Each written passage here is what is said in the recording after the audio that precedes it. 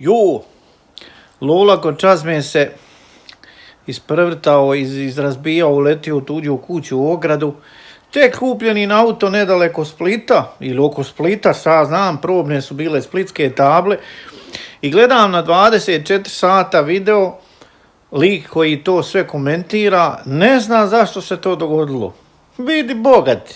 Ne znam zašto Krešimir dočin je vidio 2 sekunde cestu odakle je došao, zašto sam ja odmah skonta kako se je dogodilo. A ti ne znaš. Hoće ti Krešimir pokazati kako je to bilo, ha? Evo da vam ja pokažem kako je to bilo. Dakle, evo ovi Manov filter, on će mi morati poslužiti kao BMW. Ovo je smjer, dakle, kretanja prema gore. Znači, Lola ga je dopilota, nekih, nećemo biti pretjerati, ali nekih, ajmo reći, 150, 160. Ga je dopilota i ide krivina ovaka. Ovak ide krivina. Lola ga je, dakle, dopilota, dolazi krivina. Uljeće, dakle, prebrzo nosi ga sila injercije, nosi ga prema vani i zaokreće mu guzicu zadnji kraj. On se nastavlja kretati preko ceste, ne ide cestom pravo, nego to.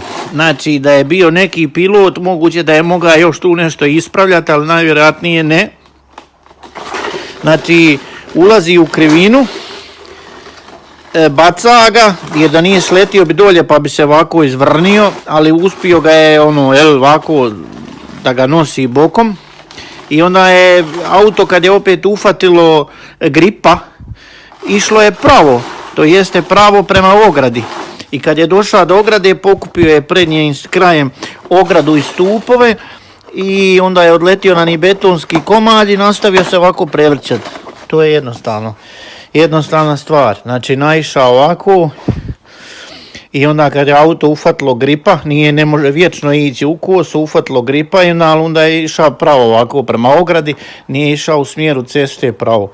Nego to i više ga on nije zna ni mogao vratiti jer je debil i onda ga isprivrćalo tamo po tuđin. Ja, to je to. Jedno govno od auta manje. Sreća pa njima nije ništa.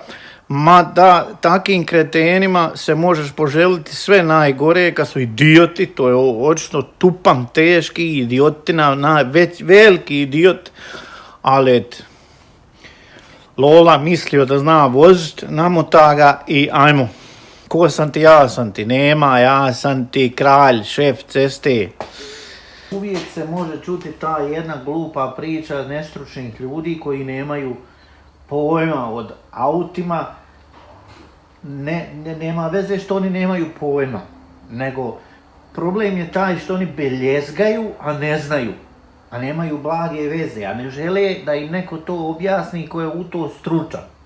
Evo tim glupim ljudima kao što je želim nešto da objasnim. Puno konja, 200 konja mladom šoferu na zadnjoj vuči pod određenim uvjetima nije puno. Pod određenim uvjetima je puno za ne znam koga, a pod određenim uvjetima je puno za malo. Znači, treba vidjeti koji su uvjeti.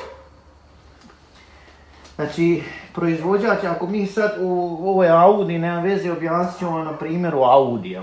U BMW-a stoje točkovi, na primjer, ajmo reći 0,8 stupnjeva ukoso, proizvođač je našao jednu određenu kosinu koja će biti idealna. Znači, BMW troši rada gume ovdje sa strane zato što guma leži pretjerano gledano u kosu.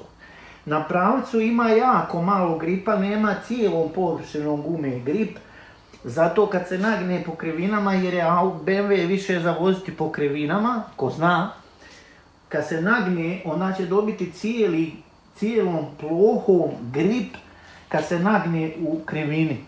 Zato je tako konstruirano da je više po krivinama grip.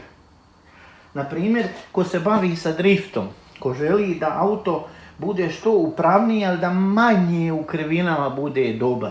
Znači, moramo se odlučiti, ili želimo po pravcu veći grip, ili kad ga vrtimo ili nešto, ili ćemo po krivinama.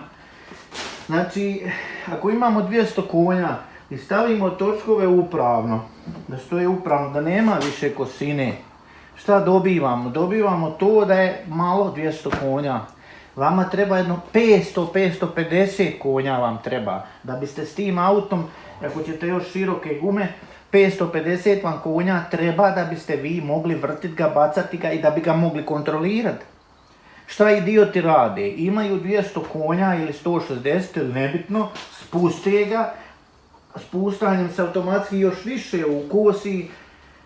Vi kad to auto ponese guzicu, to Bog dragi ne može ispraviti jer nema gripa, jer grip je izgubio, da mu je guma upravna, onda ga ne može bacat, mora ga na kuplungu drkat non stop, pali kuplung, ne može ga bacit jer ima previše gripa, jer je malo konja 200, ako mu staviš točkove upravno. Onda je malo 200 konja, onda je to ništa, ne može ga bacat, ali oni onda spuste ga, gume izbace, onda ga ide vrtit, to se ne može vrtit. To ne možeš ni po krivino, ni po pravcu, ni u pički maternoj, to ne možeš voziti. To je nevožljivo. Dakle, stavi se 500 konja, gume na nulu, široke, pa zna i to bi malo. Jer on ima cijelom plohom grip. I ti to onda kad pustiš gas, kad te odnese, auto je tu, ti ga odmah imaš, ti možeš kontrolirati. I to se ide pa se uči. Ja, danas je u Hockenheimu prijatelji tamo vrte auta i rade, to treba trenirati. Pa ljudi moji, to možeš to do 18 godina dobio vozačku, on ga ideš sada u krivinu vozi ko budala. Znači, paušalno ne možemo reći da je 200 konja puno ili malo. Idiotu je i 50 konja puno. Ja sam sa 55 konja, sa derbijom, po krivinama, 45 konja, gonja sam Golfa GTI-a, stoji nešto konja, nije mi mogao bižat. Pa sa kadetom od 60 konja, ja sam tu da radio po Hrvatskoj, nije mogla, Renault Laguna je vozila ispred mene, nije mi mogla pobići, imala je 130 konja. Znači, 90. godina, to su bili, jebi ga, 130, 40, 50 konja, to je bilo, imati to je bilo sila, tako rekuća. Znači, sve zavisi u čemu, šta, kako, ne možemo to paušalno sve reći, puno je, malo je. Sa 55 konja se može zaletiti negdje 180 i ubiti ovako isto napraviti. Znači, ima to s konjima veze, nego sa glavom, sa psihom, sa odgojem, sa mnogo faktora igra tu ulogu. Pozdrav. Dakle, u rukama jednoga neznalca, Nedjelja je, šarafa se, jebi ga, nemojte sad srati što su mi ruke, evo tamo sam šarafa, opra sam i danas 50 puta, dobro, znam da ćete sad početi srati.